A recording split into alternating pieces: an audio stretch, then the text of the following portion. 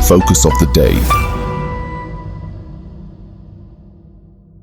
Hello friends, आप सभी का स्वागत है एनालिस्ट आईएएस के यूट्यूब चैनल पे।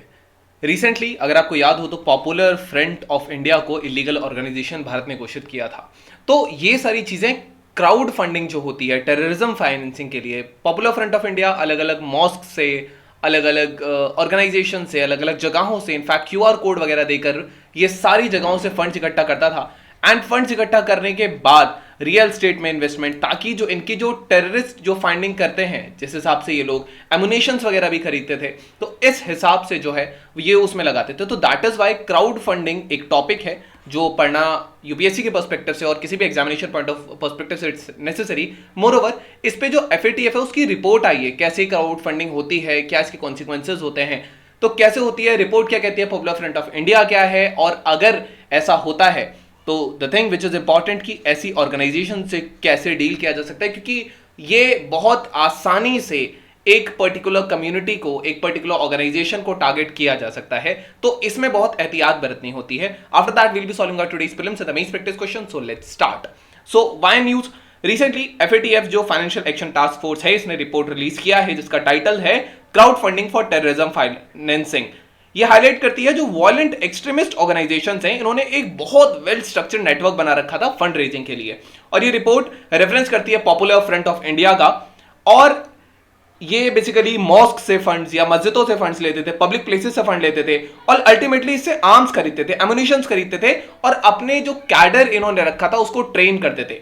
The thing about this is, अगर हम क्राउड फंडिंग की बात करेंगे तो क्राउड फंडिंग ये जो पॉसिबिलिटी होती है क्विकली या इजीली एक ग्लोबल ऑडियंस रीच करने के लिए, और ये क्राउड फंडिंग को एक अट्रैक्टिव मेथड बना देता है, और इससे बहुत आसानी से जो पैसा है वो बहुत डिफरेंट डायरेक्शन से फ्लो होता है और इसको टेररिज्म फाइनेंसिंग की तरफ इसको दिया जा सकता है। So this is the demerit of it. जो ये एफएटीएफ रिपोर्ट है ये 4 मेन वेज की बात करती है जो क्राउड फंडिंग के लिए यूज हो सकते हैं टेररिस्ट पर्पसेस के लिए, जैसे कि ह्यूमैनिटेरियन जो या चैरिटेबल या नॉन प्रॉफिटेबल कॉजेस के लिए कभी फंडिंग दी जाती है, उसको यूज किया जा सकता है। डेडिकेटेड क्राउड फंडिंग प्लेटफॉर्म्स या वेबसाइट्स होते हैं, वहां यूज किया जा सकता है। सोशल मीडिया प्लेटफॉर्म का यूज हो सकता है, डार्क वेब का यूज हो सकता है, मैसेजिंग एप्स का यूज हो सकता है। इसके अलावा जो क्राउड फंडिंग वर्चुअल एसेट्स, जो क्रिप्टो करेंसी वाला खेल है, वहां से जो है पैसा टेरर फाइनेंसिंग की तरफ जा सकता है। फॉर एग्जाम्पल जो इस्लामिक स्टेट ऑफ इराक है या लेवेंट है, अलकायदा है, ये एथिकली या रेशनली मोटिवेटेड टेररिस्ट ऑर्गेनाइजेशंस हैं जो कि इंडिविजुअल और ग्रुप्स और इसको एक्सप्लॉइट करते हैं और मनी रेज करते हैं टेररिस्ट फाइनेंसिंग पर्पस के लिए। फॉर एग्जांपल 2022 में 6 मिलियन से ज्यादा क्राउड फंडिंग कैंपेन्स हुए थे ऑल ओवर द वर्ल्ड, और एस्टिमेट की बात करें तो ग्लोबल क्राउड फंडिंग मार्केट में लगभग 2020 में $17.2 बिलियन एंड 2026 तक लगभग $34.6 बिलियन रेज किया जा सकता है। So it is a very big concern. The thing is, अगर हम रिपोर्ट की कुछ की हालत देखिए, traditional funding versus crowd funding में क्या अंतर होता है। ट्रेडिशनल फंडिंग मॉडल में लार्ज अमाउंट जो है ये कुछ ही सोर्सेज से डायरेक्टली आएगा और उसको यूज किया कर लिया जाएगा। क्राउड फंडिंग मॉडल में बहुत छोटे छोटे रिसोर्सेज के थ्रू उस पैसे को बाइफर्केट करके उसको अलग अलग मीन्स के थ्रू लाया जाता है ताकि वो डिटेक्ट ना हो पाए। And these are the things. अगर हम रिपोर्ट की कुछ की हाइलाइट्स के बारे में बात करेंगे तो मिक्स फंड रेजिंग स्ट्रैटेजीज थी जो पॉपुलर फ्रंट ऑफ इंडिया ने फंड्स बहुत अलग अलग, जैसे रिलीजियस प्लेसेस से, जैसे मॉस्क है या पब्लिक प्लेसेस है। एडिशनली ग्रुप ने मॉडर्न डिजिटल मेथड जैसे क्यूआर कोड्स का यूज करना है, बैंक अकाउंट डिटेल्स का यूज करना है, इससे डोनेशंस और एनकरेज हो गए। ये जो फंड ऑर्गेनाइजेशन करेक्ट करते थे इसमें दोनों डोमेस्टिक और फॉरेन ट्रांजैक्शंस भी हैं, तो ये इन्वेस्टिगेशन को और ज्यादा चैलेंजिंग बना देता है भारत की इंटेलिजेंस एजेंसी के लिए, क्योंकि इसका मल्टी डायमेंशनल नेचर है फाइनेंशियल फ्लोज का। इसके अलावा जो फंड्स आ रहे थे वो एक सिंगल पर्पस के लिए लिमिटेड नहीं थे। इसमें जो कुछ पर्पस थे उन्होंने उससे बिजनेसेस किए, उससे उन्होंने रियल एस्टेट किए, ताकि अगर बिजनेस और रियल एस्टेट अगर एक बार एस्टैब्लिश हो जाएगा तो प्रॉपर एक फ्लो हो जाएगा उनके पास पैसे का कि वो आगे भी टेरर फंडिंग करते रहेंगे।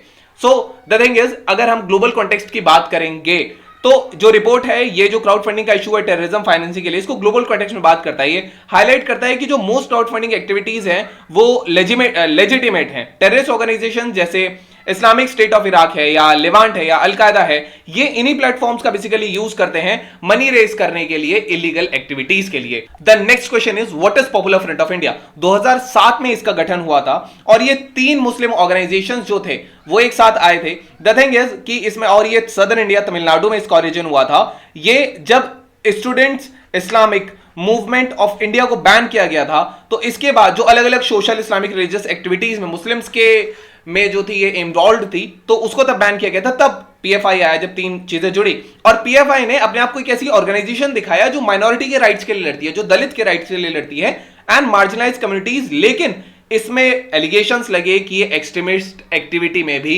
इन्वॉल्व थी पीएफआई। 2022 में मिनिस्ट्री ऑफ होम अफेयर ने डिक्लेयर किया कि जो पीएफआई था और उसके एसोसिएट्स थे, एफिलिएट्स थे, वो अनलॉफुल एसोसिएशन थे and that is how it was band. The thing is, अब ऐसी ऑर्गेनाइजेशन से कैसे डील किया जा सकता है? देखिए, सबसे पहला क्लियर और कॉम्प्रिहेंसिव लीगल फ्रेमवर्क होना बहुत जरूरी है। कंडीशंस हो कि कब ऑर्गेनाइजेशन को एक थ्रेट घोषित किया जा सकता है नेशनल सिक्योरिटी के और क्लब नहीं किया जा सकता है, एक प्रॉपर लाइन हो। ये जो फ्रेमवर्क है ये कॉन्स्टिट्यूशनल प्रिंसिपल्स पर चलना चाहिए, ह्यूमन राइट्स स्टैंडर्ड्स होने चाहिए इसके ड्यू प्रोसेस में, एक जुडिशियल ओवरसाइट होने चाहिए। जुडिशरी जो है ये एक्सेस कर सकती है कि जो गवर्नमेंट के एक्शंस हैं क्या वो लॉ के अकॉर्डिंग हो रहे हैं, क्या इंडिविजुअल के राइट प्रोटेक्ट हो रहे हैं। इसके अलावा ट्रांसपेरेंसी होनी चाहिए, अकाउंटेबिलिटी होनी चाहिए, जो ट्रांसपेरेंसी मेंटेन करने का प्रोसेस है, ताकि ऐसी ऑर्गेनाइजेशन को जब भी हम अनलॉफुल करते हैं, जब भी हम करते हैं, तो इसके रीजन को डिस्क्लोज सरकार को पब्लिकली करना चाहिए कि these were the reasons, that is why we have just banned them, ताकि माहौल बाकी जगहों का ना खराब हो, ताकि कम्युनिटी को ना लगे कि स्पेसिफिकली उन्हें टारगेट किया जा रहा है। Accountability, oversight, misuse of legal framework, इन सारी चीजों पर ध्यान देना चाहिए। टारगेटेड एक्शन होने चाहिए केवल उन्हीं लोगों के लिए जो क्रिमिनल या टेररिस्ट एक्टिविटी में इन्वॉल्व थे। ब्रॉडली एक ऑर्गेनाइजेशन को टारगेट नहीं करना चाहिए। ये जो अप्रोच है, जो इंपैक्ट होता है इनोसेंट मेंबर्स या सपोर्टर्स पर, जिनका इसमें कोई खास रोल नहीं होता, उन पर। सो फॉर एग्जाम्पल, अगर कोई एक लीडर है तो स्पेसिफिक उस पर टारगेट हो एंड जो बाकी जो मैनिपुलेटेड हैं उनको इस चीज से रोका जा सके या उनको बचाया जा सके। इंटेलिजेंस सर्विलेंस होनी चाहिए, intelligence gathering, proper surveillance capabilities होनी चाहिए, ताकि ऐसी पोटेंशियल थ्रेट्स की सर्विलेंस हमेशा होती रहे और ऐसे एक्शन जो हैं वो लॉ के अंडर चलते रहें। और नेक्स्ट है पब्लिक अवेयरनेस। पब्लिक बेसिकली ऐसी डेंजरस जो ऑर्गेनाइजेशंस होते हैं इनके एक्सट्रीमिस्ट आइडियोलॉजीज के बारे में पब्लिक को पता होना चाहिए एंड एक प्रॉपर फ्रेमवर्क होना चाहिए ताकि जो पब्लिक है वो ऐसी सस्पिशियस एक्टिविटीज को खुद आगे बढ़ चढ़ के रिपोर्ट करे। पब्लिक को एक हम इसमें एंकरेज कर सकते हैं कि वो एक्टिवली देश की जो इंटरनल सिक्योरिटी है उसको सेफगार्ड करने में हेल्प करें। Now we have today's prelims practice question and the question says what is not included in internal security? Prevention of illegal activities within the borders of the country, to prevent activities that are detrimental to the security of the country, maintaining law and order, protecting of foreign affairs. Now we have today's main practice question and the question says what are the threats to internal security of India from extremist organizations? How can these threats be neutralized without creating a communal tension? So this was all about today's video and session. I hope you understood it well. Thank you. Have a nice day and stay tuned with Analyst IAS for your better preparation.